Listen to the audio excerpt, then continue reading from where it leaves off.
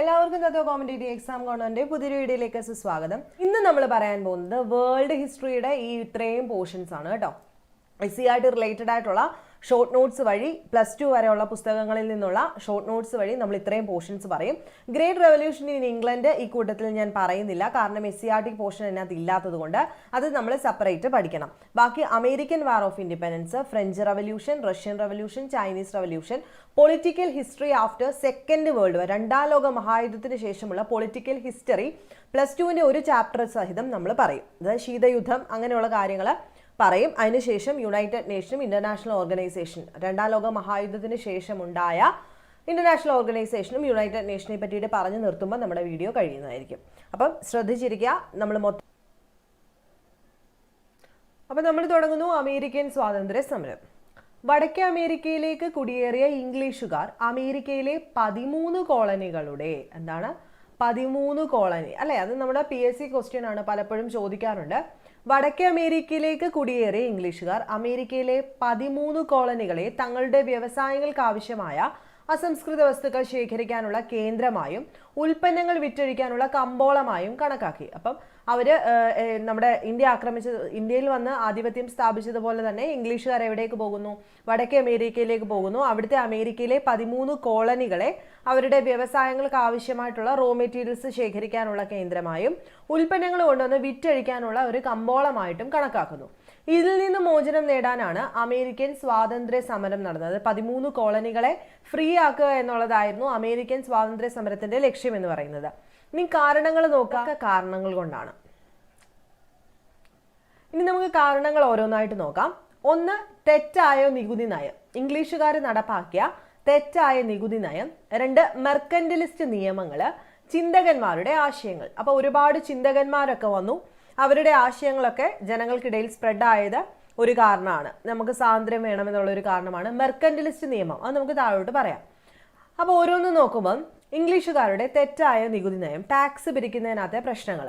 ഇംഗ്ലീഷുകാർ അമേരിക്കയിലെ 13 കോളനികളിൽ നിന്നും തോന്നിയ രീതിയിൽ നികുതി പിരിച്ചെടുത്തു. എന്നാൽ ഭരണത്തിൽ ഈ കോളനികൾക്ക് യാതൊരു പങ്കാളിത്തവും നൽകിയില്ല. ഇതിന്റെ ഫലമായി ജെയിംസ് ഓട്ടിസ് രൂപം നൽകിയ പ്രാതിനിധ്യമില്ലാതെ നികുതിയില്ല എന്ന മുദ്രാവാക്യത്തോടെ കൂടിയാണ് അമേരിക്കൻ സ്വാതന്ത്ര്യ സമരത്തിന് തുടക്കമായത്. 3 പോയിന്റ്സ് ഓർക്കാം.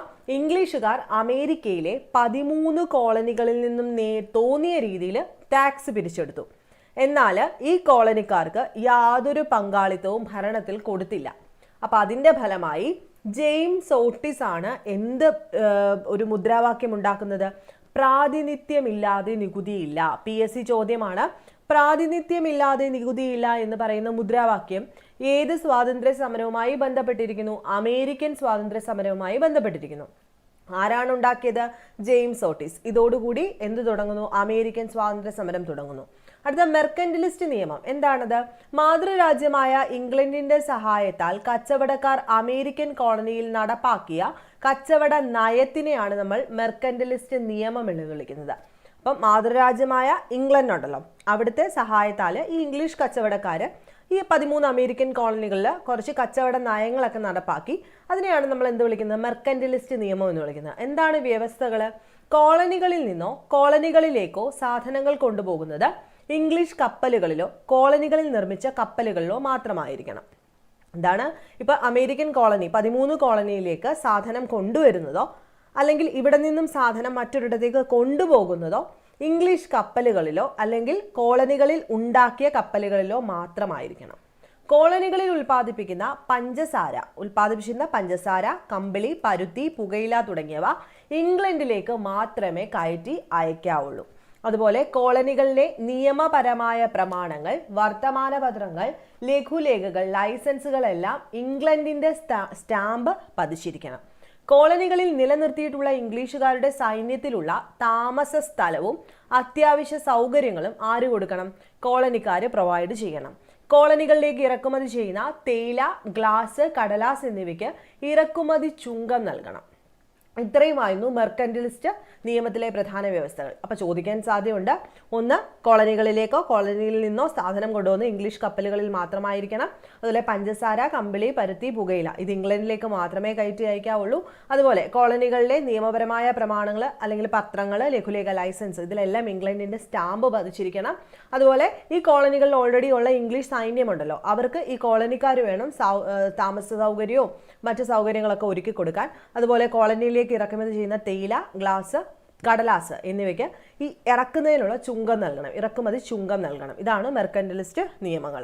ഇനി നമ്മൾ പറഞ്ഞു ചിന്തകന്മാരുടെ സ്വാധീനം. അപ്പം നമ്മൾ പറഞ്ഞു ജെയിംസ് ഓട്ടിസ് ആണ് പ്രാതിനിധ്യമില്ലാതെ നികുതിയില്ല എന്ന് പറയുന്ന മുദ്രാവാക്യം ഉണ്ടായത്.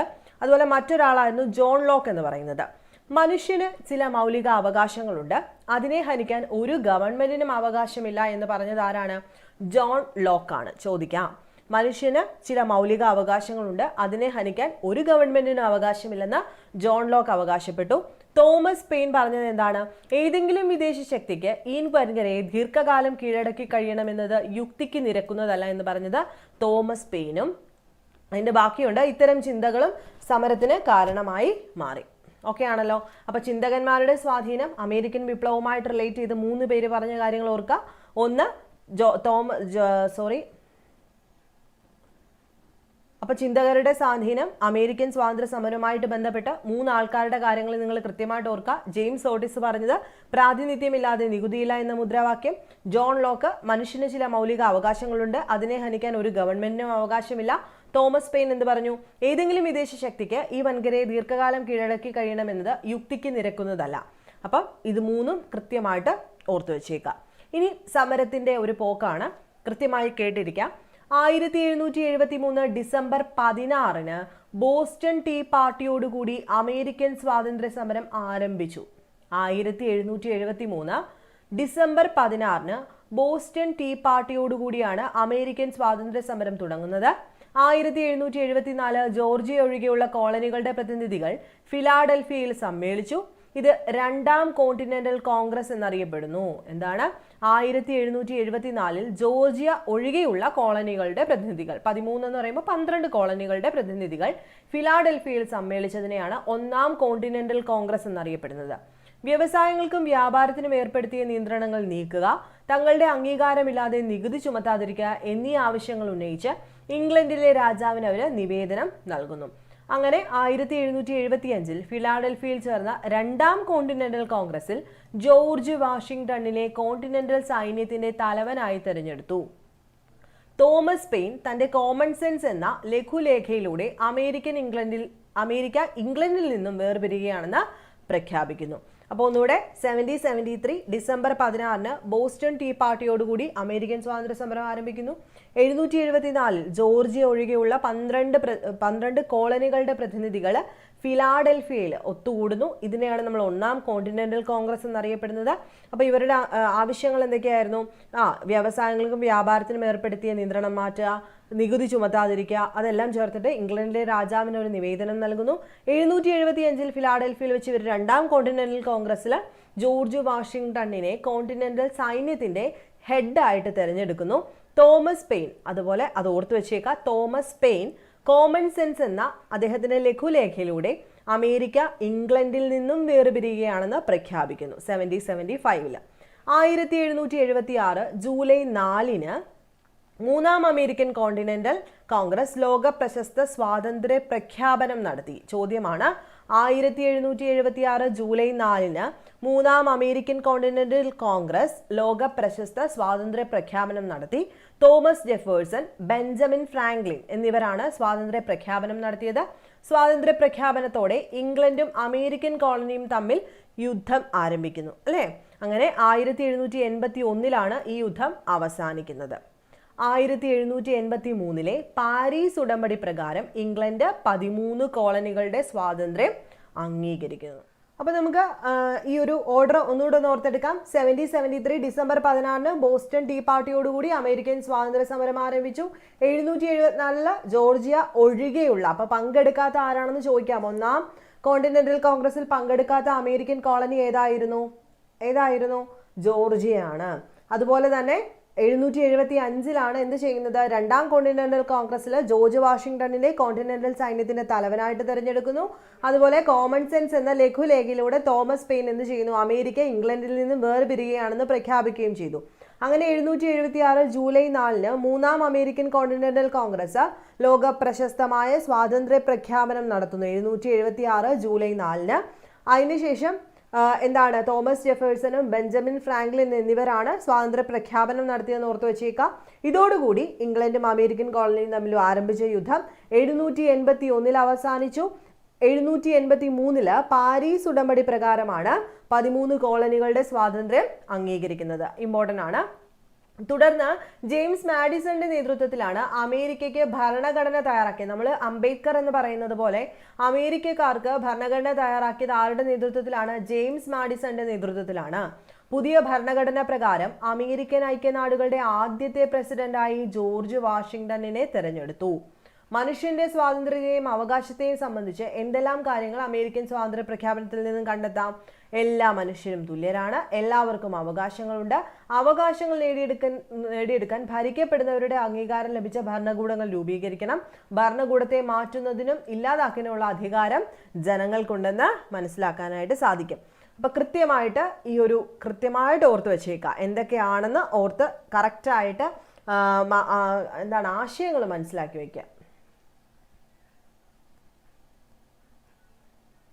അപ്പൊ എന്തൊക്കെയാണ് പോയിന്റ്സ് എന്ന് കൃത്യമായിട്ട് ഓർത്ത് വെച്ചേക്കുക. വേണ്ട കാര്യങ്ങൾ മാത്രമേ നമ്മൾ ചർച്ച ചെയ്തിട്ടുള്ളൂ. അങ്ങനെ അമേരിക്കൻ സ്വാതന്ത്ര്യ സമരം 776 തുടങ്ങി നമ്മൾ പറഞ്ഞു അല്ലെ? കറക്റ്റ് യുദ്ധം തുടങ്ങുന്നത്. ഇത് പിന്നീട് പല വിപ്ലവങ്ങൾക്കും പ്രചോദനമായി അല്ലെ? മനുഷ്യാവകാശ പ്രവർത്തനങ്ങൾക്ക് മാതൃകയായി റിപ്പബ്ലിക്കൻ ഭരണരീതി എന്ന ആശയം മുന്നോട്ട് വെച്ചു. ആദ്യത്തെ എഴുതപ്പെട്ട ഭരണഘടന തയ്യാറാക്കിയതാരാണ്? അമേരിക്കക്കാരാണ്. സംസ്ഥാനങ്ങൾക്ക് സ്വാതന്ത്ര്യവും അധികാരവും നൽകുന്ന ഫെഡറൽ രാഷ്ട്രം എന്ന ആശയം ആരാണ്? അമേരിക്കക്കാരാണ് ലോകത്തിന് മുമ്പിൽ നൽകിയത്. സംസ്ഥാനങ്ങൾക്ക് ഫെഡറൽ രാഷ്ട്രം എന്ന് പറയുന്നത്, സംസ്ഥാനങ്ങൾക്ക് സ്വാതന്ത്ര്യ അധികാരം ആര് നൽകുന്നുണ്ട്? അമേരിക്ക നൽകുന്നുണ്ട്. അതിനുശേഷമാണ് ഫ്രഞ്ച് വിപ്ലവത്തിലേക്ക് നമ്മൾ പഠിക്കാൻ പോകുന്നത്. അപ്പോൾ ഫ്രഞ്ച് വിപ്ലവം എല്ലാവർക്കും അറിയാമായിരിക്കും. കാരണം നമ്മൾ പലപ്പോഴും പറയാറുള്ളതാണ്, NCERT പഠിക്കാൻ നിങ്ങളോട് പറഞ്ഞിട്ടുണ്ടായിരുന്നു. അപ്പോൾ ഫ്രഞ്ച് വിപ്ലവത്തിന്റെ കാരണം ആരായിരുന്നു? രാജാക്കന്മാരുടെ സ്വേച്ഛാധിപത്യ ഭരണവും അതുപോലെ തന്നെ ആഡംബരവും ധൂർത്തും നിറഞ്ഞ ജീവിതവുമായിരുന്നു. അതുപോലെ ഫ്രാൻസിൽ നിന്നിരുന്ന സാമൂഹ്യ സാമ്പത്തികമായുള്ള അസമത്വം, ചിന്തകന്മാരുടെ സ്വാധീനം എന്നിവയാണ് ഫ്രഞ്ച് വിപ്ലവത്തിന് കാരണമായി തീർന്നത്. ഇനി എന്താണ് ഈ രാജാക്കന്മാരുടെ സ്വേച്ഛാധിപത്യ ഭരണം, ആഡംബരം, ധൂർത്ത് എന്നൊക്കെ പറഞ്ഞു കഴിഞ്ഞാൽ, അപ്പോൾ അവിടെ നമ്മൾ സ്റ്റാർട്ട് ചെയ്യുന്നത് ലൂയി 14 അല്ലെ? ലൂയി 14 ഞാനാണ് രാഷ്ട്രം എന്ന് പറഞ്ഞ ആളാണ് ലൂയി 14. ഞാനാണ് രാഷ്ട്രം എന്ന് പറഞ്ഞത് 14 കേട്ടോ. എനിക്ക് ശേഷം പ്രളയം പറഞ്ഞത് ആരാ? ലൂയി 15. ഓക്കെ ആണല്ലോ. അപ്പൊ ലൂയി 14 പറഞ്ഞത് ഞാനാണ് രാഷ്ട്രം. അതുപോലെ അദ്ദേഹം പറഞ്ഞു രാജാവിന്റെ അധികാരങ്ങളെല്ലാം ആര് നൽകിയതാണ്? ദൈവമായിട്ട് നൽകിയതാണ്. അതിനാൽ രാജാവിനെ ചോദ്യം ചെയ്യാൻ ആർക്ക് മാത്രമേ അധികാരമുള്ളൂ? ദൈവത്തിന് മാത്രമേ അധികാരമുള്ളൂ എന്ന് പറഞ്ഞത് ലൂയി 14. എന്നാൽ ലൂയി 15 പറഞ്ഞത് എന്താണ്? എനിക്ക് ശേഷം പ്രളയം. അതുപോലെ മേരി ആന്റോണിയറ്റ് പറഞ്ഞത് എന്താണ്? നിങ്ങൾക്ക് റൊട്ടി ഇല്ലെങ്കിൽ എന്താ, കേക്ക് തിന്നുകൂടെ. അതുപോലെ ഫ്രാൻസിൽ നിന്ന് സാമൂഹ്യ സാമ്പത്തിക അസമത്വം എന്തായിരുന്നു? ഫ്രാൻസ് അഥവാ ഫ്രഞ്ച് സമൂഹത്തെ 3 തട്ടുകളായിട്ട് തരംതിരിച്ചിട്ടുണ്ടായിരുന്നു. അവ ഏതൊക്കെയാണ്? എസ്റ്റേറ്റുകൾ എന്ന പേരിൽ അറിയപ്പെട്ടു. 1ാം എസ്റ്റേറ്റ്, 2ാം എസ്റ്റേറ്റ്, 3ാം എസ്റ്റേറ്റ് അല്ലെ? അങ്ങനെ 1ാം എസ്റ്റേറ്റ് എന്ന് പറയുന്നത് പുരോഹിതന്മാരുടെ എസ്റ്റേറ്റ് ആണ്. 1ാം എസ്റ്റേറ്റിൽ ആരാണ്? പുരോഹിതന്മാരാണ്. ഇവരുടെ പ്രത്യേകത എന്താണ്? ഇവർക്ക് ഒരുപാട് ഭൂപ്രദേശമുണ്ട് കൈവശം വയ്ക്കാൻ. കർഷകരിൽ നിന്നും തിതേ എന്ന പേരിലുള്ള നികുതി പിരിച്ചു. ഡിഗ്രി ലെവൽ പ്രിലിംസിന്റെ പ്രീവിയസ് ക്വസ്റ്റ്യൻ ആണ്. തിതേ എന്ന പേരിലുള്ള നികുതി പിരിച്ചു. എല്ലാത്തരം നികുതികളിൽ നിന്നും ഒഴിവാക്കപ്പെട്ട ആൾക്കാരായിരുന്നു പുരോഹിതന്മാർ. ഭരണത്തിലെയും സൈന്യത്തിലെയും ഉയർന്ന പദവികളെ നിയന്ത്രിച്ചിരുന്നത് 1ാം എസ്റ്റേറ്റിൽപ്പെട്ട ഈ പുരോഹിതന്മാരായിരുന്നു. ഇനി 2ാം എസ്റ്റേറ്റിൽ ആരായിരുന്നു ഉണ്ടായിരുന്നത്? പ്രഭുക്കന്മാരായിരുന്നു. അവർ സൈനിക സേവനം നടത്തി, കർഷകരിൽ നിന്നും പലതരം നികുതി പിരിച്ചു, വേതനം നൽകാതെ കർഷകരെ കൊണ്ട് പണിയെടുപ്പിച്ചു, നികുതികളിൽ നിന്നും ഒഴിവാക്കപ്പെട്ടു, ആഡംബര ജീവിതം നയിച്ചു. വിശാലമായ ഭൂപ്രദേശം കയ്യിൽ വെച്ച പ്രഭുക്കന്മാരുൾപ്പെടുന്ന 2ാമത്തെ എസ്റ്റേറ്റും 3ാമത്തെ എസ്റ്റേറ്റിൽ എന്താ വന്നത്? 3ാമത്തെ എസ്റ്റേറ്റിൽ മധ്യവർഗം, കർഷകര്, കൈത്തൊഴിലുകാരൊക്കെ ഉൾപ്പെട്ടു. മധ്യവർഗം, കച്ചവടക്കാർ, എഴുത്തുകാർ, അഭിഭാഷകർ, ഉദ്യോഗസ്ഥർ, അധ്യാപകർ, ബാങ്കർമാർ എന്നിവർ ചേർന്നതായിരുന്നു ഈ 3ാമത്തെ എസ്റ്റേറ്റ് എന്ന് പറയുന്നത്. അപ്പൊ 3ാമത്തെ എസ്റ്റേറ്റിന് ഭരണത്തിൽ ഒരു അവകാശവും ഇല്ല. ഇവര് കൊടുത്തിരുന്ന തൈലേ എന്ന പേരിലുള്ള നികുതി സർക്കാരിന് നൽകണം അല്ലെ? അപ്പൊ തിത്തേ എന്ന് പറയുന്നത് ആരാണ്? തിത്തേ എന്ന് പറയുന്നത് ആര് വാങ്ങിക്കുന്നതാണെന്ന് നമ്മൾ പറഞ്ഞത്? ഒന്നാമത്തെ എസ്റ്റേറ്റിന് കർഷകരിൽ നിന്നും വാങ്ങിക്കുന്ന നികുതി. ഒന്നാം എസ്റ്റേറ്റിലെ പുരോഹിതന്മാർ കർഷകരിൽ നിന്നും വാങ്ങിക്കുന്ന തിതെ, തൈലെ എന്ന് പറയുന്നത് മൂന്നാമത്തെ എസ്റ്റേറ്റ് സർക്കാരിന് നൽകുന്ന നികുതി. കൃത്യമായിട്ട് പഠിച്ചു വെക്കണം. താഴ്ന്ന സാമൂഹ്യ പദവിയാണ് ഇവർക്ക്. അതുപോലെ പ്രഭുക്കന്മാർക്കും പുരോഹിതന്മാർക്കും ഇവരെന്ത് ചെയ്യണം? നികുതി നൽകുകയും വേണം. അങ്ങനെ 3 എസ്റ്റേറ്റുകളായിട്ട് ഫ്രാൻസിനെ തിരിച്ചിട്ടുണ്ടായിരുന്നു. ഇനി ചിന്തകന്മാർ ആരൊക്കെയായിരുന്നു? ഒന്ന് വോൾട്ടയർ. ഇപ്പം +2ന്റെ പ്രീവിയസ് ക്വസ്റ്റ്യൻ ഡിഗ്രിക്കൊക്കെ ചോദിക്കാറുണ്ട്. പുരോഹിതന്മാരുടെ ചൂഷണത്തെ പരിഹസിച്ചു. യുക്തിചിന്ത, സമത്വം, മനുഷ്യ സ്നേഹം എന്നിവ പ്രോത്സാഹിപ്പിച്ച ആളാണ് വോൾട്ടയർ. അല്ലേ? അത് ആരുമായിട്ട് റിലേറ്റ് ചെയ്ത വിപ്ലവമാണ്? ഫ്രഞ്ച് വിപ്ലവം. അത് റൂസോ. സ്വതന്ത്രനായി ജനിക്കുന്ന മനുഷ്യൻ എവിടെയും ചങ്ങലയിലാണെന്ന പ്രസ്താവനകളിലൂടെ സ്വാതന്ത്ര്യത്തിന്റെ പ്രാധാന്യം വ്യക്തമാക്കിയ ആളാണ് റൂസോ. മോണ്ടസ്ക്യൂ എന്താ പറഞ്ഞത്?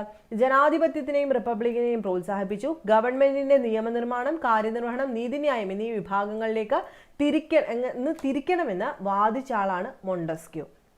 അപ്പൊ 3 പേരുടെ പേര് വോൾട്ടയർ, റൂസോ, മോണ്ടസ്ക്യൂ. വിട്ടുപോകരുത്. ഇനി ഫ്രഞ്ച് വിപ്ലവത്തിന്റെ ഗതി. നമ്മൾ പറഞ്ഞു രാജാക്കന്മാർ അല്ലേ? അവർ ഏത് ഫാമിലിയിൽപ്പെട്ടവരാണ്?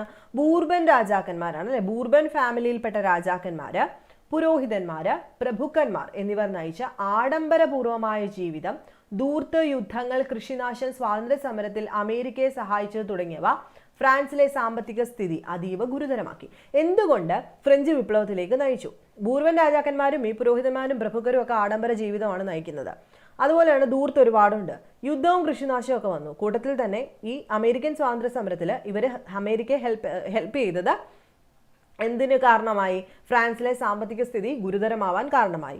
പുതിയ നികുതി. അപ്പൊ എന്ത് പ്രശ്നം വന്നാലും ടാക്സ് കൂട്ടുക, പാവങ്ങളുടെ കയ്യിൽ നിന്ന് പിടിച്ചു വാങ്ങിക്കുക അല്ലെ? അപ്പൊ പുതിയ നികുതി ചുമത്താനായിട്ട് 1789 ലൂയി 16 ജനപ്രതിനിധി സഭയായ സ്റ്റേറ്റ് ജനറൽസ് വിളിച്ചു ചേർത്തു. അപ്പൊ സ്റ്റേറ്റ് ജനറൽ എന്നാണ്, ജനപ്രതിനിധി സഭയാണ്. ആരാ വിളിച്ചു ചേർത്തത്? ലൂയി 16 1789. സ്റ്റേറ്റ് ജനറലിൽ 3 എസ്റ്റേറ്റുകളിലെയും ഓരോ അംഗത്തിനും ഓരോ വോട്ട് വേണമെന്ന് കോമൺസ് എന്നറിയപ്പെടുന്ന 3ാമത്തെ എസ്റ്റേറ്റ് അറിയപ്പെട്ടു. അപ്പൊ കോമൺസ് എന്നറിയപ്പെടുന്ന 3ാമത്തെ എസ്റ്റേറ്റ് ആണെന്ന് ഓർത്ത് വെച്ചേക്കാം. അങ്ങനെ സ്റ്റേറ്റ് ജനറലിൽ 3 എസ്റ്റേറ്റുകളിലെയും ഓരോ അംഗത്തിനും, അന്ന് വരെ ഈ ഓരോ എസ്റ്റേറ്റിനും ഓരോ വോട്ട്. അപ്പൊ 3ാമത്തെ എസ്റ്റേറ്റുകാരെന്താ പറഞ്ഞു? ഓരോ അംഗത്തിനും എന്ത് വേണം? സ്റ്റേറ്റ് ജനറലിലെ ഓരോ 3ാം എസ്റ്റേറ്റിലെ അംഗത്തിനും ഓരോ വോട്ട് വേണം. അങ്ങനെ ആവശ്യപ്പെട്ടു. അങ്ങനെ തർക്കങ്ങൾക്കൊടുവിൽ 3ാം എസ്റ്റേറ്റിലെ അംഗങ്ങൾ തങ്ങളാണ് ഫ്രാൻസിലെ ദേശീയ അസംബ്ലി എന്ന് സ്വയം പ്രഖ്യാപിച്ചു. അങ്ങനെ തൊട്ടടുത്തുള്ള ഒരു ടെന്നീസ് കോർട്ടിൽ സമ്മേളിച്ച് ഫ്രാൻസിനായി ഒരു ഭരണഘടന തയ്യാറാക്കിയ ശേഷം മാത്രമേ പിരിയൂ എന്ന് 3ാം എസ്റ്റേറ്റുകാർ പ്രതിജ്ഞ ചെയ്യുന്നു. ഇതിനെ നമ്മൾ ടെന്നീസ് കോർട്ട് പ്രതിജ്ഞ എന്നറിയപ്പെടുന്നു. 1789 ജൂലൈ 14 സ്വാതന്ത്ര്യം, സമത്വം, സാഹോദര്യം എന്നീ മുദ്രാവാക്യങ്ങൾ മുഴക്കിക്കൊണ്ട് വിപ്ലവകാരികൾ രാജവാഴ്ചയുടെ പ്രതീകമായ ബാസ്റ്റിൽ ജയിൽ തകർക്കുകയും ചെയ്തു. അപ്പൊ അതൊരു നമുക്ക് എല്ലാവർക്കും അറിയാവുന്ന പോയിന്റ് ആയതുകൊണ്ട് ഞാൻ ഇനിയും പറയേണ്ട ആവശ്യമുണ്ടോ? പുതിയതായിട്ട് വരുന്ന ആൾക്കാർക്ക് മാത്രമേ സംശയം വരത്തുള്ളൂ. ആ 3 എസ്റ്റേറ്റിൽ ഓരോ വോട്ട് വേണമെന്ന് അവർ സമ്മതിക്കുന്നില്ല, 2 എസ്റ്റേറ്റിൽപ്പെട്ടവർ. അങ്ങനെ അവർ 3ാം എസ്റ്റേറ്റിലെ കോമൺസ് അവിടെ നിന്നും തർക്കിച്ച് പിരിഞ്ഞു പോകുന്നു. ഒരു ടെന്നീസ് കോർട്ടിൽ അവർ സമ്മേളിച്ച് ഫ്രാൻസിനായിട്ടൊരു ഭരണഘടന തയ്യാറാക്കിയതിനു ശേഷം മാത്രമേ പിരിയൂ എന്ന് തീരുമാനിച്ചിട്ട് പോയതിനെയാണ് നമ്മൾ ടെന്നീസ് കോർട്ട് പ്രതിജ്ഞ എന്നറിയപ്പെടുന്നത്. അതിനുശേഷം 1789 ജൂലൈ 14 ബാസ്റ്റിൻ ജയിൽ തല്ലി തകർക്കുന്നത്. ഇതിനെ ഫ്രഞ്ച് വിപ്ലവത്തിന്റെ ആരംഭമായിട്ടാണ് കണക്കാക്കുന്നത്. അങ്ങനെ 1789 ഓഗസ്റ്റ് 12 ദേശീയ അസംബ്ലി മനുഷ്യാവകാശ പ്രഖ്യാപനം പാസാക്കുന്നു. 1789 ഒക്ടോബറിൽ പാരീസ് നഗരത്തിലെ ആയിരക്കണക്കിന് സ്ത്രീകൾ ഭക്ഷണം വേണമെന്ന മുദ്രാവാക്യവുമായി വേഴ്സായ് കൊട്ടാരത്തിലേക്ക് ഒരു പ്രകടനം നടത്തി. അങ്ങനെ 1792 സെപ്റ്റംബറിൽ പുതുതായി രൂപീകരിച്ച ഭരണഘടന അനുസരിച്ച് തിരഞ്ഞെടുക്കപ്പെട്ട ദേശീയ കൺവെൻഷൻ ഫ്രാൻസിനെ ഒരു റിപ്പബ്ലിക്കായി പ്രഖ്യാപിക്കുകയും ചെയ്തു 1792 സെപ്റ്റംബറിൽ. അപ്പം ഈ കാര്യങ്ങൾ കൃത്യമായിട്ട് ഓർത്ത് വെച്ചേക്കുക. ഈ ഡേറ്റ്സ് കൃത്യമായിട്ട് ഓർത്ത് വെച്ചേക്കുക. റിവിഷന് വേണ്ടിയിട്ട് നിങ്ങളിത് യൂസ് ചെയ്യുക. പുതുതായിട്ട് പഠിക്കുന്നവർക്കും നല്ല നോട്ടാണ്. അടുത്തത് ഫ്രഞ്ച് വിപ്ലവത്തിൻ്റെ ലക്ഷ്യങ്ങളും സ്വാധീനവും. അപ്പം അമേരിക്കൻ വിപ്ലവം ഫ്രഞ്ച് വിപ്ലവത്തിനൊക്കെ ഒരു ആവേശം പകർന്നു അല്ലേ? അതുപോലെ ഫ്രഞ്ച് വിപ്ലവവും പിന്നീടുള്ള എല്ലാ വിപ്ലവങ്ങൾക്കും ആവേശം പകർന്നു. യൂറോപ്പിൽ ഫ്യൂഡൽ വ്യവസ്ഥയുടെ അന്ത്യത്തിന് ഇത് വഴിയൊരുക്കി. രാജ്യം എന്നാൽ പ്രദേശമല്ല, രാജ്യത്തെ ജനങ്ങളാണെന്ന് പ്രഖ്യാപിച്ചു. ജനകീയ പരമാധികാരം എന്ന ആശയം മനുഷ്യരാശിക്ക് നൽകി. ദേശീയതയുടെ ആവിർഭാവത്തിന് വഴിയൊരുക്കി. മധ്യവർഗത്തിന്റെ വളർച്ചയെ സഹായിച്ചു. യൂറോപ്പിൽ നിലനിന്ന സ്വേച്ഛാധിപത്യ ഭരണകൂടങ്ങൾക്ക് ഭീഷണി ഉയർത്തി. സ്വാതന്ത്ര്യം, സമത്വം, സാഹോദര്യം എന്നീ ആശയങ്ങൾക്ക് പ്രചാരം ലഭിക്കുന്നു. ഓർത്തിരിക്കുമല്ലോ. ഇനി നോക്കാം, ഫ്രാൻസിലെ ദേശീയ അസംബ്ലി പാസാക്കിയ മനുഷ്യാവകാശ പ്രഖ്യാപനത്തിലെ വ്യവസ്ഥകൾ എന്തൊക്കെയായിരുന്നു? ദേശീയ അസംബ്ലി മനുഷ്യാവകാശ പ്രഖ്യാപനം നടത്തിയ വർഷം നമ്മൾ പറഞ്ഞു. എന്നാ മനുഷ്യാവകാശ പ്രഖ്യാപനം നടത്തിയത്? കൃത്യമായിട്ട് ആ ഒരു ഡേറ്റ് ഓർത്ത് വെച്ചേക്കുക. 789 ഓഗസ്റ്റ് 12-നാണ്. ഇനി എന്തൊക്കെയാണ് അതിനകത്ത് ഉണ്ടായിരുന്നത്? സ്വതന്ത്രനായി ജനിക്കുന്ന മനുഷ്യൻ തുല്യ അവകാശങ്ങളോടെ സ്വതന്ത്രനായി ജീവിക്കുന്നു. എല്ലാ രാഷ്ട്രീയ കൂട്ടായ്മയുടെയും ലക്ഷ്യം മനുഷ്യന്റെ സ്വാഭാവികവും അവിഭാജ്യവുമായ അവകാശങ്ങൾ സംരക്ഷിക്കുക എന്നതാണ്. അവ സ്വാതന്ത്ര്യം, സ്വത്ത്, സുരക്ഷിതത്വം, അടിച്ചമർത്തലുകളെ ചെറുക്കൽ എന്നിവയ്ക്കുള്ള അവകാശമാണ്. എല്ലാ പരമാധികാരവും രാഷ്ട്രത്തിൽ കുടികൊള്ളുന്നു. മറ്റുള്ളവർക്ക് ഹാനികരമല്ലാത്ത പ്രവർത്തനങ്ങൾ നടത്താനുള്ള അധികാരത്തിനെ നമ്മൾ സ്വാതന്ത്ര്യം എന്ന് വിളിക്കും. സമൂഹത്തിന് ഹാനികരമാകുന്ന പ്രവർത്തനങ്ങളെ വിലക്കാനുള്ള അവകാശം മാത്രമേ ആർക്കുള്ളൂ? നിയമത്തിനുള്ളൂ. ഓക്കെ ആണല്ലോ. ഇനി നമ്മൾ നെപ്പോളിയനിലേക്ക് വരികയാണ്. അപ്പം നെപ്പോളിയൻ ആരുമായിട്ട് റിലേറ്റ് ചെയ്തിരിക്കുന്നു? ഫ്രാൻസുമായിട്ട് റിലേറ്റ് ചെയ്തിരിക്കുന്നു, അല്ലേ? അപ്പം നെപ്പോളിയൻ ഏകാധിപത്യ ഭരണം നമ്മൾ കേട്ടിട്ടുണ്ടല്ലോ. എന്ന് തൊട്ടാണ് 799 മുതൽ നെപ്പോളിയന്റെ ഏകാധിപത്യ ഭരണമാണ് ഫ്രാൻസിൽ നടപ്പാക്കിയത്. 799 മുതൽ ഫ്രാൻസിൽ ദേശീയത ശക്തിപ്പെടുത്തി. യൂറോപ്യൻ രാജ്യങ്ങളെ ഒന്നൊന്നായി അദ്ദേഹം ആക്രമിച്ച് കീഴ്പ്പെടുത്തി. യൂറോപ്പിലാകമാനം നെപ്പോളിയന്റെ ഭരണപരിഷ്കാരങ്ങൾ നടപ്പിലാക്കുമെന്ന് യൂറോപ്യൻ രാജ്യങ്ങളൊക്കെ പതുക്കെ ഭയപ്പെട്ടു തുടങ്ങുന്നു. ഇംഗ്ലണ്ടിന്റെ നേതൃത്വത്തിൽ യൂറോപ്യൻ രാജ്യങ്ങൾ 1715 വാട്ടർലൂ യുദ്ധത്തിൽ നെപ്പോളിയനെ പരാജയപ്പെടുത്തി. വാട്ടർലൂ യുദ്ധത്തിൽ ഇംഗ്ലണ്ടിന്റെ നേതൃത്വത്തിൽ യൂറോപ്യൻ രാജ്യങ്ങൾ 1815 ഏത് യുദ്ധം? വാട്ടർലൂ യുദ്ധത്തിൽ ആരെ പരാജയപ്പെടുത്തി? നെപ്പോളിയനെ പരാജയപ്പെടുത്തി. നെപ്പോളിയൻ ഫ്രാൻസിലെ ഏകാധിപത്യ ഭരണം ആരംഭിക്കുന്നത് 799. കൃത്യമായിട്ട് പഠിച്ചു വയ്ക്കുക. എന്തൊക്കെയായിരുന്നു നെപ്പോളിയന്റെ ഭരണപരിഷ്കാരങ്ങൾ? എന്താണ്? കർഷകരെ കൃഷിഭൂമിയുടെ ഉടമകളാക്കി. വളരെ നല്ല കാര്യം. പുരോഹിതന്മാരുടെ മേൽ രാജ്യത്തിന് നിയന്ത്രണം ഏർപ്പെടുത്തി, അല്ലെ? പുരോഹിതന്മാരുടെ മേൽ രാജ്യത്തിന് നിയന്ത്രണം ഏർപ്പെടുത്തി. പൊതുകടമില്ലാതാക്കാൻ സിങ്കിങ് ഫണ്ട് എന്ന പേരിൽ ഒരു പ്രത്യേക ഫണ്ട് രൂപീകരിച്ചു. പൊതുകടമില്ലാതാക്കാൻ സിങ്കിങ് ഫണ്ട് എന്ന പേരിൽ ഒരു പ്രത്യേക ഫണ്ട് രൂപീകരിച്ചു. സാമ്പത്തിക പ്രവർത്തനങ്ങൾക്കായി ബാങ്ക് ഓഫ് ഫ്രാൻസ് സ്ഥാപിച്ചു. പഠിച്ചു വയ്ക്കുക. സാമ്പത്തിക പ്രവർത്തനങ്ങൾക്കായി ബാങ്ക് ഓഫ് ഫ്രാൻസ് സ്ഥാപിച്ചു.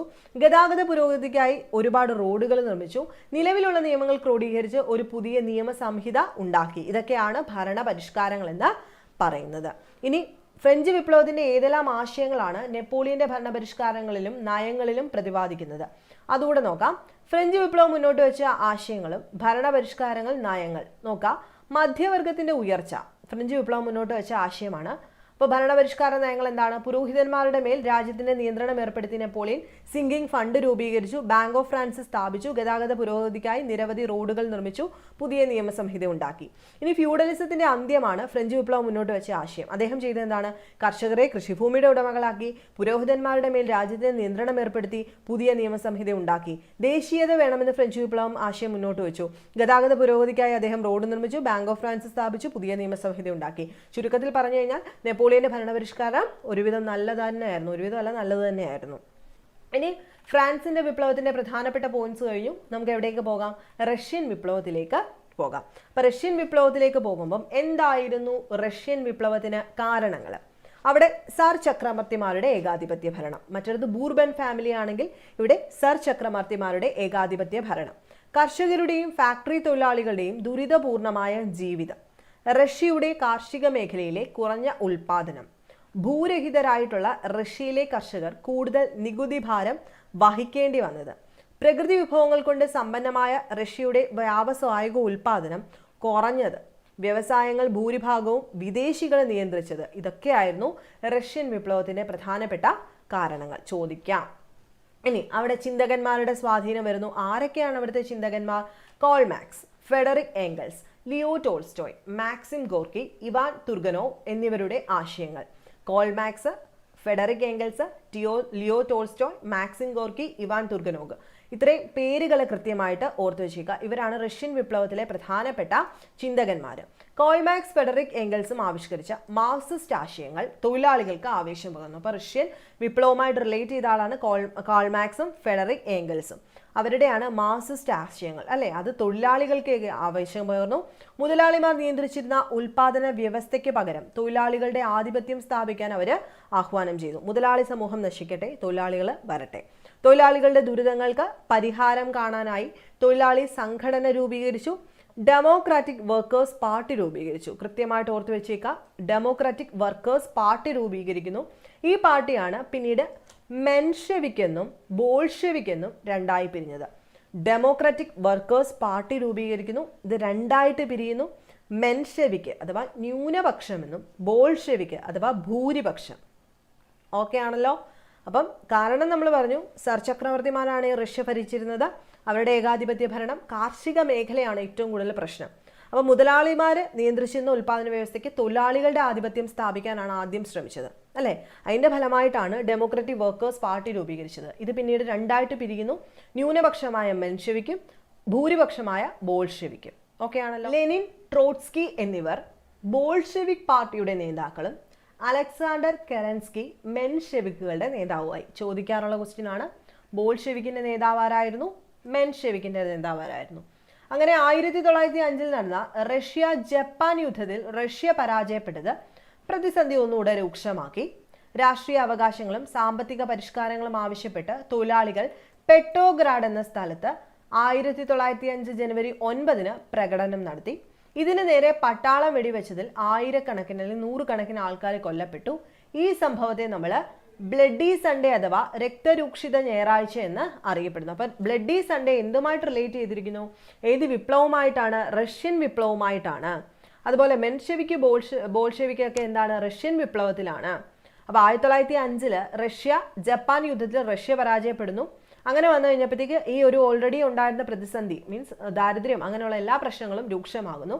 അങ്ങനെ രാഷ്ട്രീയ അവകാശങ്ങൾ സാമ്പത്തിക പരിഷ്കാരങ്ങളും ആവശ്യപ്പെട്ട് തൊഴിലാളികളാണ് പെട്രോഗ്രാഡ് പ്രകടനം നടത്തുന്നത്. അങ്ങനെ 1905 ജനുവരി 9 ഇവർക്ക് നേരെ പട്ടാളം വെടി ഉയർത്തുന്നു. ഒത്തിരി പേര് മരിച്ചു. ഇതിനെ നമ്മൾ ബ്ലഡി സൺഡേ എന്ന് വിളിക്കുന്നു. അന്നൊരു സൺഡേ ആയതുകൊണ്ട് ബ്ലഡി സൺഡേ എന്ന് അറിയപ്പെടുന്നു. അങ്ങനെ റഷ്യയിൽ ഒരു താൽക്കാലിക ഗവൺമെന്റ് നിലവിൽ വരാനുള്ള സാഹചര്യം ഉണ്ടാവുന്നു. എങ്ങനെ? റഷ്യയിലെമ്പാടും സമരങ്ങൾ സംഘടിപ്പിക്കുന്നതിനായി സോവിയറ്റുകൾ എന്നറിയപ്പെടുന്ന തൊഴിലാളി സംഘങ്ങൾ രൂപീകരിച്ചു. സമരം ശക്തമായതിനെ തുടർന്ന് ദ്യൂമ എന്ന നിയമനിർമ്മാണ സഭ രൂപീകരിക്കാൻ ചക്രവർത്തി നിർബന്ധിതനായി. ഒന്നുകൂടെ പറയാം. റഷ്യയിൽ സമരങ്ങൾ സംഘടിപ്പിക്കാനായി സോവിയറ്റുകൾ എന്നറിയപ്പെട്ട തൊഴിലാളി സംഘങ്ങൾ സോവിയറ്റ് യൂണിയൻ എന്നല്ല അറിയപ്പെടുന്നത്. അപ്പോൾ സോവിയറ്റ് എന്നറിയപ്പെടുന്ന തൊഴിലാളി സംഘങ്ങൾ രൂപീകരിക്കുന്നു. അങ്ങനെ ശക്തമായി കഴിഞ്ഞപ്പോഴത്തേക്ക് ദ്യൂമ എന്ന് പറയുന്ന നിയമനിർമ്മാണ സഭ രൂപീകരിക്കാൻ ചക്രവർത്തി ദ്യൂമ എന്ന നിയമനിർമ്മാണ സഭ. അങ്ങനെ 1914 ഒന്നാം ലോക യുദ്ധം ആരംഭിച്ചതോടെ ദ്യൂമയുടെ എതിർപ്പിനെ അവഗണിച്ച് സാർ ചക്രവർത്തി നിക്കോളാസ് രണ്ടാമൻ യുദ്ധത്തിൽ പങ്കെടുക്കാനായിട്ട് തീരുമാനിക്കുന്നു. അപ്പം ഒന്നാം ലോക മഹായുദ്ധം വന്നപ്പം ദ്യൂമ എന്താ പറഞ്ഞത്? അതായത് നിയമനിർമ്മാണ സഭ എന്താ പറഞ്ഞത്? യുദ്ധത്തിൽ പങ്കെടുക്കണ്ട. എന്നാൽ സാർ ചക്രവർത്തി നിക്കോളാസ് രണ്ടാമൻ എന്ത് പറയുന്നു? യുദ്ധത്തിൽ പങ്കെടുക്കാൻ തീരുമാനിക്കുന്നു. അങ്ങനെ 1910 യുദ്ധം ഉണ്ടായാൽ എന്താ പ്രശ്നം? ദാരിദ്ര്യം കൂടും. അങ്ങനെ 1914 ആയപ്പോഴേക്കും ഭക്ഷ്യ ദൗർലഭ്യം രൂക്ഷമായി. 1917 മാർച്ച് 8 ആയിരക്കണക്കിന് സ്ത്രീകൾ റൊട്ടിക്ക് വേണ്ടി പ്രകടനം നടത്തി. പെട്രോഗ്രാഡ് പട്ടണത്തിൽ തൊഴിലാളികൾക്ക് പ്രകടനം നടത്തുന്നു. സൈനികർ ആദ്യം ഈ പ്രകടനങ്ങളെ നേരിട്ടെങ്കിലും പിന്നീട് അവരും തൊഴിലാളികളോടൊപ്പം ചേർന്നു. ഒന്നാം ലോക യുദ്ധത്തിൽ തങ്ങൾ അനുഭവിച്ച ദുരിതങ്ങളാണ് സൈനികരെ പ്രധാനമായിട്ടും ഇതിന് പ്രേരിപ്പിച്ചത്. അങ്ങനെ പെട്രോഗ്രാഡ് പട്ടണം തൊഴിലാളികൾ പിടിച്ചെടുത്തു. നിക്കോളാസ് രണ്ടാമൻ സ്ഥാനമൊഴിയുകയും റഷ്യയിൽ മെൻഷെവിക് നേതാവായ അലക്സാണ്ടർ കെറൻസ്കിയുടെ നേതൃത്വത്തിൽ ഒരു താൽക്കാലിക ഗവൺമെന്റ് നിലവിൽ വരുന്നു. ഇതിനെയാണ് നമ്മൾ ഫെബ്രുവരി വിപ്ലവം എന്നറിയപ്പെടുന്നത്. ഫെബ്രുവരി റെവല്യൂഷൻ. ഒന്നുകൂടെ നോക്കാം. അപ്പം റഷ്യയിൽ സോവിയറ്റ് എന്നറിയപ്പെടുന്ന തൊഴിലാളി സംഘടന വരുന്നു. അതിൻ്റെ പിന്നോടിയായി ദ്യൂമ എന്ന ഒരു നിയമനിർമ്മാണ സഭ രൂപീകരിക്കാനായിട്ട് ചക്രവർത്തിക്ക് ഇഷ്ടമല്ലെങ്കിലും റെഡിയായി. 14 യുദ്ധം ആരംഭിക്കുന്ന ഒന്നാം ലോക മഹായുദ്ധം. നിക്കോളാസ് രണ്ടാമൻ ഇവർ പറയുന്നതൊന്നും കേൾക്കാതെ പങ്കെടുക്കാൻ തീരുമാനിച്ചു. 17 ആയപ്പോഴത്തേക്കും ഭക്ഷ്യ ദൗർലഭ്യം രൂക്ഷമായി. 17 മാർച്ച് 8 സ്ത്രീകളെ റൊട്ടിക്ക് വേണ്ടിയിട്ട് പ്രകടനം നടത്തി. പെട്രോഗ്രാഡ് പട്ടണത്തിലാണ് ഇത് നടക്കുന്നത്. അവിടെ വെച്ചിട്ട് യുദ്ധം, അതായത് ഈ സൈനികരെ പ്രധാനമായിട്ടും ഇവരുടെ ഒരു ഒന്നാം ലോക മഹായുദ്ധത്തിൽ ഒരുപാട് ദുരിതങ്ങൾ അനുഭവിച്ചു. അങ്ങനെയാണ് ഇവർ പ്രകടനത്തിലേക്ക് വരുന്നത്. അങ്ങനെ പെട്രോഗ്രാഡ് പട്ടണം തൊഴിലാളികൾ പിടിച്ചെടുക്കുന്നു, അല്ലേ? ആദ്യമൊക്കെ സൈനികർ തൊഴിലാളികൾക്കെതിരായിരുന്നു. പിന്നീട് ഈ സൈനികരുടെ ഈ ഒരു മനോഭാവം ഇവരുടെ കൂടെ നിൽക്കാനായിട്ട് ഹെൽപ്പ് ചെയ്യുന്നു. അങ്ങനെ നിക്കോളാസ് രണ്ടാമൻ സ്ഥാനമൊഴിയുകയും റഷ്യയിലെ മെൻഷെവിക് നേതാവായ അലക്സാണ്ടർ കെറൻസ്കിയുടെ നേതൃത്വത്തിൽ ഒരു താൽക്കാലിക ഗവൺമെന്റ് നിലവിൽ വരുന്നു. ഇതിനെ ഫെബ്രുവരി വിപ്ലവം എന്നറിയപ്പെടുന്നു. ഇനി ഒക്ടോബർ വിപ്ലവം എന്താണെന്ന് ചോദിക്കാം. എന്താണത്? താൽക്കാലിക ഗവൺമെന്റിനെ സോവിയറ്റുകളിൽ ഒരു വിഭാഗം അംഗീകരിച്ചില്ല. ഒരു വിഭാഗം. ഈ സമയം സ്വിറ്റ്സർലൻഡിലായിരുന്ന വ്ളാഡിമിർ ലെനിൻ റഷ്യയിലെത്തി താൽക്കാലിക ഗവൺമെന്റിനെ ശക്തമായിട്ട് വിമർശിക്കുന്നു. ആരായിരിക്കുന്ന? മെൻഷെവിക്കാണ് കേട്ടോ. അങ്ങനെ വിപ്ലവം അതിന്റെ ലക്ഷ്യം നേടണമെങ്കിൽ അധികാരം മുഴുവൻ സോവിയറ്റുകൾക്ക് കൈമാറണമെന്നത്. സോവിയറ്റ് മീൻസ് എന്ന തൊഴിലാളി സംഘടന. ബോൾഷെവിക്കുകൾ സോവിയറ്റുകളും ലെനിന്റെ നിലപാടിനെ പിന്തുണയ്ക്കുകയും ചെയ്തു. നൂറ്റാണ്ടുകൾ പഴക്കമുള്ള സാമ്പത്തിക പിന്നോക്കാവസ്ഥയും ജനങ്ങൾക്കിടയിലെ അസമത്വവും ഇല്ലാതാക്കാൻ ഒരു തൊഴിലാളി വർഗ ഭരണകൂടത്തിന് മാത്രമേ കഴിയൂ എന്ന് ബോൾഷെവിക്ക് പ്രചരിപ്പിക്കുന്നു. മെൻഷെവിക്കിനല്ലേ കിട്ടിയത്, അപ്പോൾ ബോൾഷെവിക്ക് ഇത് പറഞ്ഞു പരത്തി. 1917 ഒക്ടോബറിൽ ബോൾഷെവിക്കുകൾ താൽക്കാലിക ഗവൺമെന്റിനെ സായുധ കലാപത്തിലൂടെ പരാജയപ്പെടുത്തി. തുടർന്ന് കെറൻസ്കി രാജ്യം വിടുകയും റഷ്യ ബോൾഷെവിക്കുകളുടെ നിയന്ത്രണത്തിലാവുകയും ചെയ്തു. ബോൾഷെവിക്കുകൾക്ക് അധികാരം ലഭിച്ച ഈ സംഭവത്തെ നമ്മൾ ഒക്ടോബർ വിപ്ലവം എന്ന് അറിയപ്പെടുന്നു. അത് കൃത്യമായിട്ട് പഠിച്ചു വയ്ക്കണം കേട്ടോ. മിക്കവർക്കും അറിയാതിരിക്കും, എങ്കിലും നിങ്ങൾ ഓർത്തു വെച്ചേക്കാം. ഇനി എന്തൊക്കെയാണ് റഷ്യൻ വിപ്ലവത്തിന്റെ ഫലങ്ങൾ? ഒന്നാം ലോക യുദ്ധത്തിൽ നിന്നും റഷ്യ പിന്മാറി. ഭൂമി പിടിച്ചെടുത്ത് കർഷകർക്ക് വിതരണം ചെയ്തു. പൊതു ഉടമസ്ഥതയ്ക്ക് പ്രാധാന്യം കൊടുത്തു. കേന്ദ്രീകൃത ആസൂത്രണം നടപ്പാക്കി. റഷ്യ സാമ്പത്തിക ശാസ്ത്ര സാങ്കേതിക രംഗങ്ങളിലൊക്കെ പുരോഗതി കൈവരിച്ചു. 1924 പുതിയ ഭരണഘടന വരുന്നു. അത് പഠിച്ചു വെക്കണം കേട്ടോ. 1924 പുതിയ ഭരണഘടന റഷ്യയിൽ വരുന്നു. സോവിയറ്റ് റിപ്പബ്ലിക്കുകൾ കൂടി ചേർന്ന് സോവിയറ്റ് യൂണിയൻ രൂപീകരിച്ചു. ലോകത്തിലെ വിവിധ ഭാഗങ്ങളിൽ സോവിയറ്റ് സോഷ്യലിസ്റ്റ് ആശയങ്ങൾ വ്യാപകമായി. ഒക്ടോബർ റവല്യൂഷൻ, ഫെബ്രുവരി റവല്യൂഷൻ, അതുപോലെ തന്നെ ബ്ലഡി സൺഡേ എല്ലാം എന്തുമായിട്ട് റിലേറ്റഡ് ആണ്? റഷ്യൻ വിപ്ലവം. അപ്പോൾ റഷ്യൻ വിപ്ലവം കഴിഞ്ഞു, ഫ്രഞ്ച് വിപ്ലവം കഴിഞ്ഞു, അമേരിക്കൻ വിപ്ലവം കഴിഞ്ഞു. ഇനി ചൈനീസും കൂടെ നോക്കാം. ഫസ്റ്റ് ഓഫ് ഓൾ നമുക്ക് നോക്കാം ചൈനീസ് വിപ്ലവത്തിന്റെ കാരണങ്ങൾ എന്തായിരുന്നു. ചൈന ഭരിച്ചിരുന്നത് മഞ്ചു രാജവംശമാണ് അല്ലെ, മഞ്ചു രാജവംശം. അപ്പൊ ചൈന ഭരിച്ചിരുന്ന മഞ്ചു രാജവംശം വിദേശി ഇടപെടലിനും ആധിപത്യത്തിനും അനുകൂലമായ നിലപാട് സ്വീകരിച്ചതാണ് വിപ്ലവത്തിന്റെ കാരണം. മഞ്ചു രാജവംശത്തിനെതിരെ നടന്ന ആദ്യകാല കലാപങ്ങളെ ബോക്സർ കലാപം എന്നാണ് അറിയപ്പെട്ടിരുന്നത്. 1900-ലാണ് ബോക്സർ കലാപം. അപ്പോൾ മഞ്ചു രാജവംശം വിദേശി ഇടപെടലിനും ആധിപത്യത്തിനും അനുകൂലമായ നിലപാട് സ്വീകരിച്ചാണ് ചൈനീസ് വിപ്ലവത്തിന്റെ പ്രധാനപ്പെട്ട കാരണം. അപ്പോൾ മഞ്ചു രാജവംശത്തിനെതിരെ നടന്ന ചൈനീസ് വിപ്ലവങ്ങളിൽ ആദ്യത്തെ കലാപങ്ങളെ നമ്മൾ ബോക്സർ കലാപം എന്നറിയപ്പെടുന്നു. കലാപകാരികൾ അവരുടെ മുദ്രയായി ബോക്സർമാരുടെ മുഷ്ടി സ്വീകരിച്ചതിനാലാണ് ഇങ്ങനെ അറിയപ്പെടാനായിട്ട് കാരണം. ഇനി ഈ വിദേശികൾ എങ്ങനെയാണ് ആധിപത്യം സ്ഥാപിക്കാൻ ശ്രമിച്ചത്? ഒന്ന് കറുപ്പ് വ്യാപാരമാണ്. കറുപ്പ് വ്യാപാരം എന്തുമായിട്ട് റിലേറ്റ് ചെയ്തിരിക്കുന്നു? ചൈനീസ് വിപ്ലവം. എന്താ ചെയ്തത്? യൂറോപ്യന്മാര് ചൈനയിലേക്ക് കറുപ്പ് മീൻസ് ലഹരി, കറുപ്പ് കയറ്റുമതി ചെയ്ത അവിടുത്തെ ജനങ്ങളെ സാമ്പത്തികമായും മാനസികമായിട്ടും ഒക്കെ അടിമകളാക്കി മാറ്റി. 2 തുറന്ന വാതിൽ നയം എന്ന് വെച്ച് കഴിഞ്ഞാൽ എന്താണ്? അമേരിക്ക ചൈനയിൽ വ്യാപാര അവകാശം നേടുന്നതിന് വേണ്ടി സ്വീകരിച്ച തന്ത്രമാണ് തുറന്ന വാതിൽ നയം. ഇതനുസരിച്ച് ചൈനയുടെ കമ്പോളങ്ങളിൽ എല്ലാ രാജ്യങ്ങൾക്കും തുല്യ അവകാശവും അവസരവും ഉണ്ടെന്ന് അമേരിക്ക വാദിച്ചു. മീൻസ് ചൈനയുടെ കമ്പോളത്തിൽ ആർക്ക് വേണമെങ്കിലും എന്ത് വേണമെങ്കിലും ചെയ്യാനുള്ള അവകാശമുണ്ടെന്ന് വാദിച്ചു.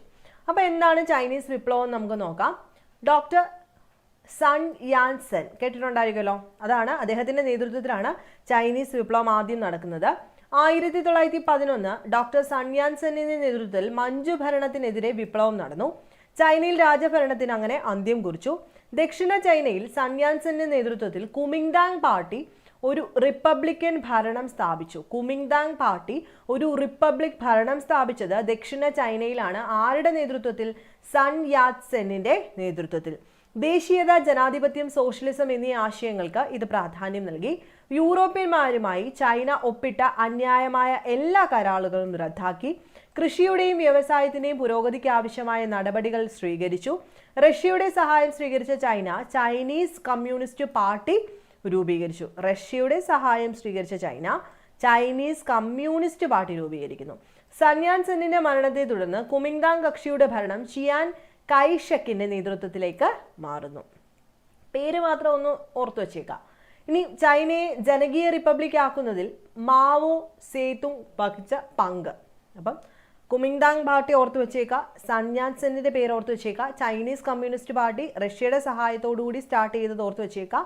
അതുപോലെ ആരാണ്? കുമിങ്താങ് കക്ഷിയുടെ ഭരണം സൺ യാൻ സെന്നിന്റെ മരണത്തെ തുടർന്ന് ആര്? ചിയാൻ കൈഷക്കിന്റെ നേതൃത്വത്തിലായതും ഓർത്തു വെച്ചേക്കാം. ഇനി ചിയാങ് കൈഷക് ചൈനയുടെ സൈനിക ഏകാധിപത്യ ഭരണത്തിന് തുടക്കം കുറിച്ചു. ആരുടെ കൈ കിട്ടിക്കഴിഞ്ഞാൽ ഏകാധിപതികളാവും. കമ്മ്യൂണിസ്റ്റുകളുമായുള്ള സഹകരണം അദ്ദേഹം ഉപേക്ഷിച്ചു. അമേരിക്ക അടക്കമുള്ള വിദേശ ശക്തികൾക്ക് ചൈനയിൽ യഥേഷ്ടം ഇടപെടാൻ അവർ അവസരമൊരുക്കി. ചൈനയുടെ കൽക്കരി, ഇരുമ്പുരുക്ക് വ്യവസായങ്ങൾ, ബാങ്കിംഗ്, വിദേശ വ്യാപാരം തുടങ്ങിയ മേഖലകളിലെല്ലാം നിയന്ത്രിച്ചത് പിന്നെ വിദേശികളായിരുന്നു. ചിയാങ് കൈഷക്കിന്റെ നയങ്ങളെ എതിർത്ത കമ്മ്യൂണിസ്റ്റുകളെ അദ്ദേഹം ക്രൂരമായി നേരിടുന്നു. ഈ സമയം കമ്മ്യൂണിസ്റ്റ് പാർട്ടിയുടെ നേതാവായി ഉയർന്നു വന്ന മാവോ സേതുങ് തെക്കൻ ചൈനയിലെ കിയാങ്സിയിൽ നിന്നും ഒരു യാത്ര ആരംഭിച്ചു. ഏകദേശം 12,000 കിലോമീറ്റർ സഞ്ചരിച്ച ഈ യാത്ര ലോങ് മാർച്ച് എന്നറിയപ്പെട്ടു. ആരാണ്? Mao Zedong. ആരുടെ നേതാവായി? കമ്മ്യൂണിസ്റ്റ് പാർട്ടിയുടെ നേതാവായ. Long March. ഈ യാത്ര വടക്കു പടിഞ്ഞാറ് യെനാനിൽ അവസാനിച്ചു. യാത്രയിലുടനീളം ധാരാളം കൃഷിഭൂമിയും അനേകം ഗ്രാമങ്ങളും പ്രഭുക്കന്മാരിൽ നിന്ന് പിടിച്ചെടുത്ത് അദ്ദേഹം കർഷകർക്ക് നൽകി. മാവോ സേതുങ്ങിന്റെ നേതൃത്വത്തിൽ ചുവപ്പ് സേന കുമിങ്താങ് ഭരണത്തിന്റെ കേന്ദ്രം കൈക്കലാക്കുന്നു. മാവോ സേതുങ്ങിന്റെ നേതൃത്വത്തിലുള്ള ചുവപ്പ് സേന കുമിങ്താങ് ഭരണത്തിന്റെ കേന്ദ്രം കൈക്കലാക്കി. ചിയാങ് കൈഷക് തായ്വാനിലേക്ക് രാഷ്ട്രീയ അഭയം തേടി. അങ്ങനെ 1949 ഒക്ടോബർ 1 ചൈന മാവോ സേതുങ്ങിന്റെ നേതൃത്വത്തിൽ ജനകീയ ചൈന റിപ്പബ്ലിക്കായി മാറി. 1949 ഒക്ടോബർ 1 ചൈന മാവോ സേതുങ്ങിന്റെ നേതൃത്വത്തിൽ ജനകീയ ചൈന റിപ്പബ്ലിക്കായി മാറി. അപ്പം ആവശ്യമുള്ള പോയിന്റ്സ് മാത്രം പറഞ്ഞ് നമ്മൾ നിർത്തിയിരിക്കുകയാണ്. അപ്പം ഈ പറഞ്ഞ പോയിന്റ്സിന് അപ്പുറത്തോട്ട് സമയമില്ലാത്തവർ നോക്കണമെന്നുമില്ല. അപ്പം നമ്മൾ ഇതുവരെ പറഞ്ഞുകൊണ്ടിരുന്നത് സിലബസ് അനുസരിച്ചിട്ടുള്ള American War of Independence, French Revolution, Russian Revolution, Chinese Revolution. ഇനി political history after Second World വാറും UNO and other international organisation. അതിനകത്ത് UNO and other international organisation ഞാൻ ഓൾറെഡി ചെയ്തിട്ടിട്ടുണ്ട്. അത്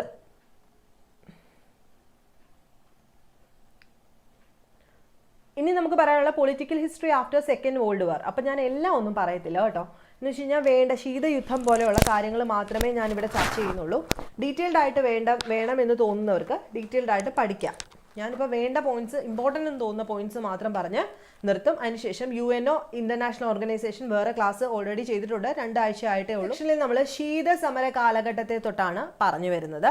ഇവിടെ നിന്നായിരിക്കും സ്ഥിരമായിട്ട് ചോദ്യങ്ങൾ വരുന്നത്. ശീതസമരം ഒരു സൈദ്ധാന്തിക യുദ്ധമാണ്. ഇതിനോട് യോജിക്കുന്നുണ്ട്. അപ്പം എന്താ ശീതസമരം എന്ന് അറിയണ്ടേ? ശ്രദ്ധിക്കുക. 2ാം ലോക മഹായുദ്ധത്തിന് ശേഷം, കാണാൻ പറ്റുന്നുണ്ടോ? 2ാം ലോക മഹായുദ്ധത്തിന് ശേഷം അമേരിക്കയുടെയും സോവിയറ്റ് യൂണിയന്റെയും നേതൃത്വത്തിൽ ലോകം 2 ശാക്തിക ചേരികളായി തിരിഞ്ഞു. 2ാം ലോക മഹായുദ്ധത്തിന് ശേഷം ഉണ്ടായ പൊളിറ്റിക്കൽ ഹിസ്റ്ററി എന്ന് പറയുമ്പോൾ അത് നിങ്ങൾ ആദ്യം ഓർത്തിരിക്കുക. 2ാം ലോക മഹായുദ്ധത്തിന് ശേഷം ലോകത്ത് 2 ശാക്തിക ചേരികൾ ഉണ്ടായി. ഒന്ന് അമേരിക്ക, 2 റഷ്യ. അങ്ങനെ 2ആയിട്ട് പിരിയുന്നു. മുതലാളിത്ത ചേരിയും കമ്മ്യൂണിസ്റ്റ് ചേരിയും അല്ലേ? മുതലാളിത്ത ചേരി ആരാണ്? US. റഷ്യ എന്താണ്? കമ്മ്യൂണിസ്റ്റ് ചേരി. പരസ്പരം ശത്രുത വെച്ച് പുലർത്തിയിരുന്ന ഈ 2 ചേരികളും തമ്മിലുണ്ടായ സമരവും സംഘർഷങ്ങളും പോരാട്ടങ്ങളുമാണ് ശീതസമരം എന്ന് നമ്മൾ അറിയപ്പെടുന്നത്. ആരൊക്കെ തമ്മിലാ? സോവിയറ്റ് യൂണിയനും അമേരിക്കയും. വൻ ശക്തികൾ തമ്മിലുള്ള പോരാട്ടങ്ങൾ ഒരിക്കലും സമ്പൂർണ്ണ യുദ്ധമായി പരിണമിച്ചിരുന്നില്ല. അതായത് ശീതയുദ്ധം യഥാർത്ഥത്തിൽ ഒരു സായുധ യുദ്ധമല്ല, അതൊരു നയതന്ത്ര യുദ്ധമാണ്. സൈദ്ധാന്തികവും രാഷ്ട്രീയവും സാമ്പത്തികമായ ആയുധമാണ് ഇതിൽ ഉപയോഗിക്കപ്പെട്ടത്. ശരിക്കും യുദ്ധമല്ല, ഇതൊരു തണുത്ത യുദ്ധം. ശീതയുദ്ധം ഒരു സൈദ്ധാന്തിക യുദ്ധമായി കണക്കാക്കാം. അത് 2 പ്രത്യയശാസ്ത്രങ്ങൾ തമ്മിലുള്ള പോരാട്ടം. ഒന്ന് മുതലാളിത്തം, കമ്മ്യൂണിസം. അമേരിക്കയിൽ നേതൃത്വത്തിലുള്ള പാശ്ചാത്യ ചേരി ലിബറൽ ജനാധിപത്യത്തിന്റെയും മുതലാളിത്തത്തിന്റെയും പ്രത്യയശാസ്ത്രം പിന്തുടർന്നു. സോവിയറ്റ് യൂണിയന്റെ നേതൃത്വത്തിലുള്ള കിഴക്കൻ ചേരി സോഷ്യലിസവും കമ്മ്യൂണിസവും പിന്തുടർന്നു. ഇരു ചേരികളും തമ്മിലുള്ള പ്രത്യയശാസ്ത്രപരമായ ഭിന്നതകൾ അവർക്കിടയിലുള്ള വിദ്വേഷവും ശത്രുതയൊക്കെ വളർത്തി. അപ്പൊ ശീത യുദ്ധം ആരൊക്കെ തമ്മിലായിരുന്നു? 2ാം ലോക മഹായുദ്ധത്തിന് ശേഷം അമേരിക്കയും സോവിയറ്റ് യൂണിയൻ അഥവാ റഷ്യയും തമ്മിലായിരുന്നു. അതായത് മുതലാളിത്ത യൂണിയനും കമ്മ്യൂണിസവും തമ്മിൽ. ഓർത്തു വെച്ചേക്കുമല്ലോ. ഇനി ശീതയുദ്ധ സമരം അല്ലെങ്കിൽ ശീതസമരം എന്ന പദം ആദ്യം ഉപയോഗിച്ചത് അമേരിക്കൻ നയതന്ത്രജ്ഞനായ ബെർണാഡ് ബറൂച്ച് ആണ്. ചോദിക്കാം. ശീതയുദ്ധം കോൾഡ് വാർ എന്ന് ആദ്യം വിശേഷിപ്പിച്ചത് ആരാണ്? ബെർണാഡ് ബറൂച്ച് ആണ്. ഈ ശീതയുദ്ധം അല്ലെങ്കിൽ ശീതസമരം എന്ന പുസ്തകം രചിച്ചത് വാൾട്ടർ ലിപ്മാൻ ആണ്. അതിനുശേഷം നോക്കാം. നെക്സ്റ്റ് നമ്മൾ അറിഞ്ഞിരിക്കേണ്ടത് ശീതസമര കാലഘട്ടത്തിൽ രൂപീകരിക്കപ്പെട്ട പ്രധാന സൈനിക സംഘങ്ങൾ. ഇപ്പം നമുക്ക് PSC ചോദിക്കുന്ന രീതിയിൽ പഠിച്ചാൽ മതിയല്ലോ. അപ്പം ഇവിടെ നിന്നായിരിക്കും അടുത്ത ക്വസ്റ്റ്യൻ എന്ന് പറയുന്നത്. ശാക്തിക ചേരികൾ തമ്മിലുള്ള ശീതസമരം സൈനിക സഖ്യങ്ങളുടെയും ചേരികളുടെയും രൂപീകരണത്തിന് സാധ്യമായി. അതായത് സോവിയറ്റ് ചേരിക്കെതിരെ അമേരിക്കയുടെ നേതൃത്വത്തിൽ രൂപീകരിക്കപ്പെട്ട പ്രധാന സൈനിക സഖ്യങ്ങളാണ് നാറ്റോ. ഇപ്പം ലേറ്റസ്റ്റ് പഠിക്കാനുള്ളതാണിത്. SEATO, CENTO. അപ്പം അമേരിക്കയുടെ നേതൃത്വത്തിൽ രൂപീകരിച്ച ശീതയുദ്ധത്തിന്റെ ഫലമായി അമേരിക്കയിൽ നേതൃത്വത്തിൽ രൂപീകരിക്കപ്പെട്ട പ്രധാന സൈനിക സഖ്യങ്ങൾ നാറ്റോ, സിയാറ്റോ, സെൻഡോ. എന്താണ് NATO? North Atlantic treaty organisation. പഠിച്ചു വെക്കുക. പടിഞ്ഞാറൻ യൂറോപ്പിന്റെ സുരക്ഷയ്ക്കായി 1949 ഏപ്രിൽ മാസത്തിൽ രൂപീകരിച്ച 12 രാജ്യങ്ങളുടെ സംഘടനയായ നാറ്റോയുടെ ആസ്ഥാനം ബ്രസൽസ്. 12 രാജ്യങ്ങൾ, ഏപ്രിൽ മാസം 1949. ഓക്കെ ആണല്ലോ, ആസ്ഥാനം ബ്രസൽസ്. ഇനി SEATO means South East Asian Treaty organisation.